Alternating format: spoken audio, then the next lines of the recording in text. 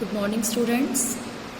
आज मैं आपको आपकी हिंदी की पुस्तक क्षितिज का पाठ 1 सूरदास जी द्वारा रचित कविता पद पढ़ाने जा रही हूँ।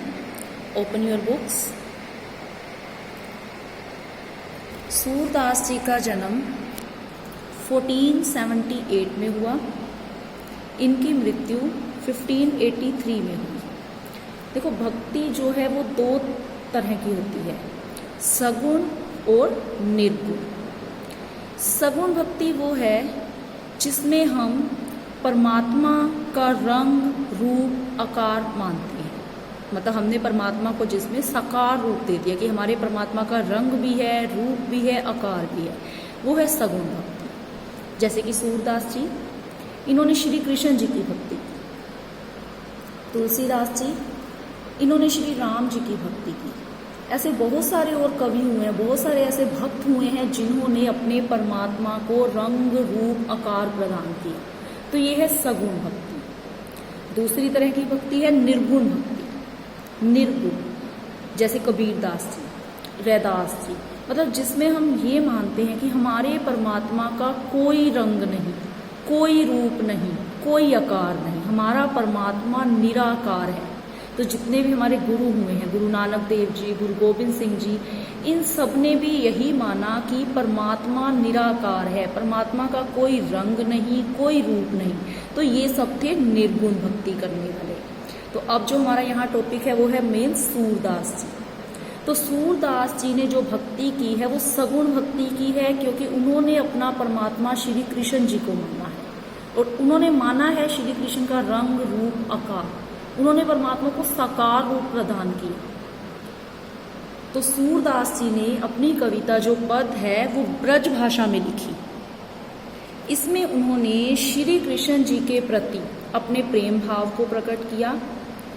कहा जाता है कि जो सूरदास जी थे वो जन्मांध थे। जन्मांध मतलब जन्म से अंधे। लेकिन उन्होंने अपनी कविताओं में श्री कृष्ण की बाल लीलाओं का इतना सुंदर चित्रण किया है कि ऐसा लगता है कि जैसे सूरदास जी ने स्वयं श्री कृष्ण की उन बाल लीलाओं को देखा हो।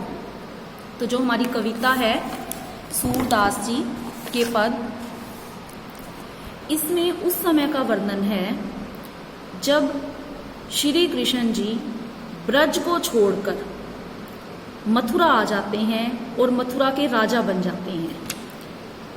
तो गोपियां उन्हें बार बार संदेश भेजती हैं कि वे वापस लौट आए, कि गोपियां उन्हें अपना प्रभु, परमात्मा, अपना सब कुछ मानती हैं। तो वो बार बार ये संदेश भेजती हैं कि श्री कृष्ण जी वापस लौट आए, वे उनके दर्शन करना चाहती हैं। लेकिन जो श्री कृष्ण जी थे वो मथुरा के राजा थे। अब एक राजा अपनी प्रजा को छोड़कर कहीं नहीं जा सकता। तो श्री कृष्ण जी का एक मित्र है उद्धव। अब इसमें हैरानी होगी आपको ये कि जो उद्धव है वो एक निर्गुण भक्त है। वो श्री कृष्ण जी का मित्र होते हुए भी उन्हें परमात्मा नहीं मानता। वो मानता है कि परमात्मा का कोई रंग नहीं, कोई रूप नहीं, कोई आकार नहीं, लेकिन वो श्री कृष्ण जी का मित्र है, वो निर्गुण भक्ति करता है। तो श्री कृष्ण जी ने उद्धव को एक संदेश लेकर भेजा कि वो गोपियों को जाकर ये संदेश दे कि वो श्री कृष्ण जी को भूल जाएं, वो सगुण भक्ति को भूल जाएं, वो निर्गुण भक्ति को अपना लें। देखो, सगुण भक्ति है जिसमें हम अपने परमात्मा का रंग, रूप, आकार मानते हैं, लेकिन जो शरीर है वो नाशवान है, वो कभी नाशवान है, वो नष्ट हो जाने वाला है।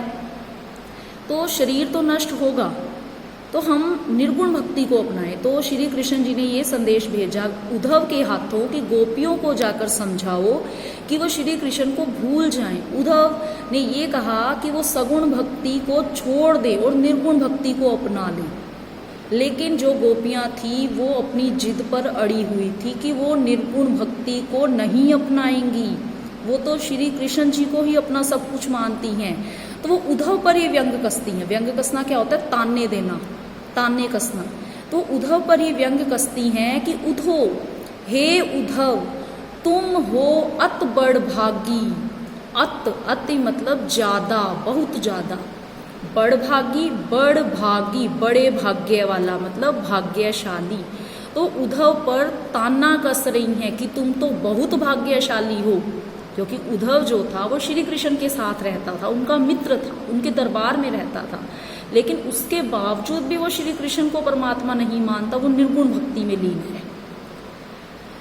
तो वो श्री कृष्ण से प्रेम नहीं कर रहा, वो अपने निर्गुण भक्ति में लगा हुआ है। तो वो उद्धव पर ताना कस रही हैं कि तुम तो बहुत भाग्यशाली हो। अपरस रहत स्नेह तगा ते, अपरस अछूता, जिसे छुआ ना जा सके, जिसे टच ना किया जा सके, स्पर्श ना किया जा सके, कि तुम अछूते हो। किससे अछूते हो? स्नेह तगाते। स्नेह क्या है? प्रेम। तगा धागा, ते मतलब से, कि तुम प्रेम के धागे से अछूते हो। किसके प्रेम से? श्री कृष्ण के प्रेम से, कि तुम्हें प्रेम के धागे ने नहीं छुआ। नाहिन, नाहिन मतलब नहीं, मन अनुरागी, अनुरागी प्रेम, कि तुम्हें प्रेम के धागे ने नहीं छुआ, तुम्हारे हृदय में, तुम्हारे मन में किसी के लिए प्रेम की भावना नहीं है। क्योंकि जो गोपियां थी वो किससे प्रेम करती थी? श्री कृष्ण जी से। तो वो उस पर ताना कस रही है कि तुम तो बहुत भाग्यशाली हो। क्योंकि देखो, जो अगर किसी से भी प्रेम करेगा तो उसे प्रेम की पीड़ा को सहना भी पड़ेगा, उसे उस दुख को, उस दर्द को सहना भी पड़ेगा। गोपियां श्री कृष्ण से प्रेम करती थी, श्री कृष्ण जी उन्हें छोड़कर चले गए, तो गोपियां उनके विरह में, उनके अलग रहने से बहुत दुखी थी। तो वो उद्धव को कहते कि तुम तो बहुत भाग्यशाली हो कि तुम्हें प्रेम के धागे ने टच भी नहीं किया, छुआ भी नहीं, और तुम्हारे मन में तो किसी के लिए प्रेम ही नहीं है। क्योंकि कहते हैं ना, जिसके मन में प्रेम नहीं है, कि जो उद्धव है उसके मन में प्रेम नहीं है। अब प्रेम नहीं है तो इसका मतलब उसे किसी भी दुख दर्द को बर्दाश्त नहीं करना पड़ता, उसे कोई पीड़ा को सहन नहीं करना पड़ता, तो उसे उसने कह दिया भाग्यशाली। तो ये जो भाग्यशाली कहा है ना, उस पर एक व्यंग कसा है, एक ताना दिया है उद्धव को कि तुम तो बड़े भाग्यशाली हो, तुम्हें तो प्रेम के धागे ने छुआ ही नहीं, तुम्हारे मन में तो अनुराग, प्रेम की भावना ही नहीं है। अब जब प्रेम नहीं है तो तुम्हें पीड़ा भी नहीं सहनी पड़ती। हम श्री कृष्ण जी से प्रेम करती हैं तो हमें दर्द भी सहना पड़ता है, उनसे अलग रहने का जो दुख है वो भी बर्दाश्त करना पड़ता है। फिर गोपियां उसे उदाहरण दे रही हैं। इसमें ध्यान रखें कि जो गोपियां हैं वो उद्धव से कह रही हैं, जब उद्धव श्री कृष्ण जी का निर्गुण भक्ति का संदेश लेकर गोपियों के पास आया तो गोपियों ने उस संदेश को नहीं अपनाया, उन्होंने उल्टा उद्धव के ऊपर ही ताना कस दिया। कि वो कहते कि पुरैन पात, पुरैन पात मतलब कमल का पत्ता, कि पुरैन पात रहत जल भीतर, भीतर मतलब अंदर। जो कमल है, देखो कमल का फूल है वो जल के अंदर होता है, कीचड़ के अंदर होता है। कि वो उदाहरण दे रही है इसमें कमल के पत्ते का, कि कमल का जो पत्ता है वो जल के अंदर रहता है, कीचड़ के अंदर उगता है फूल। तारस देह ना दागी, लेकिन उसका रस देह, उसके शरीर पर दागी, दाग, कमल के पत्ते पर एक भी कीचड़ का दाग नहीं होता। चाहे उसका जो कमल है जो वो कीचड़ में उगता है, जल में उगता है, गंदे पानी में उगता है, लेकिन उसके शरीर पर कीचड़ का एक भी दाग नहीं होता। उसी प्रकार उद्धव को ताना कस रही हैं गोपियां कि हे उद्धव, तुम तो श्री कृष्ण के साथ रहते हुए भी तुम्हारे मन में प्रेम का, तुम प्रेम के धागे से अछूते हो, तुम्हारे मन में श्री कृष्ण जी के लिए प्रेम की भावना नहीं है, तो तुम उस कमल के पत्ते के समान हो जो जल में रहता है लेकिन उसके शरीर पर उसका एक भी दाग नहीं लगता। तो पहला उदाहरण उन्होंने दिया कमल का पत्ता। दूसरा उदाहरण वो दे रही है, ज्यों जल माहे तेल की गागर। ज्यों, ज्यों मतलब जैसे, जल माहे, माहे मतलब में, जल के अंदर, तेल की गागर, गागर होता है मटकी, कि अगर तेल से भरी हुई मटकी हम जल में रख दें, बूंद ना ताको लागी। देखो जहां तेल लगा हुआ है ना वहां पानी का कोई असर नहीं होगा, तो बूंद ना ताको लागी, उसके ऊपर पानी की एक बूंद भी नहीं टिकती। तो ये भी गोपियों ने उदाहरण ही दिया है। पहले उन्होंने उदाहरण दिया पुरैन पात, कमल का पत्ता, क्योंकि वो जल के अंदर है लेकिन उसके पत्तों पर जल का एक भी दाग नहीं होता, कीचड़ का एक भी दाग नहीं होता। उसी तरह तेल की मटकी को अगर जल के अंदर रख दें तो उसकी एक भी बूंद उसे टच नहीं कर सकती। उसी प्रकार जो उद्धव था श्री कृष्ण जी के साथ रहते हुए भी वह श्री कृष्ण जी से प्रेम नहीं करता था, वो निर्गुण भक्ति करता था। और इस समय श्री कृष्ण जी ने भी गोपियों को निर्गुण भक्ति का ही संदेश भेजा। तो उसके जवाब ने ये गोपियों ने उस पर ताने कसे। पहले कमल के पत्ते का उदाहरण दिया, फिर तेल की मटकी का उदाहरण दिया और उसे भाग्यशाली कह दिया। फिर है प्रीति नदी में पाँव ना बोरियो। प्रीति नदी, प्रेम की नदी। अब गोपियां फिर से कह रही हैं कि प्रेम की नदी में तुमने अपने पाँव, पैर, बोरियो, डुबोया, तुमने अपने पैरों को नहीं डुबोया। किसे कह रही हैं वो? उद्धव से, कि हे उद्धव तुम क्या जानो प्रेम क्या होता है, प्रेम का दर्द कैसा होता है, कि तुमने तो कभी प्रेम किया ही नहीं, तुमने तो कभी प्रेम की नदी में अपने पैरों को डुबोया ही नहीं।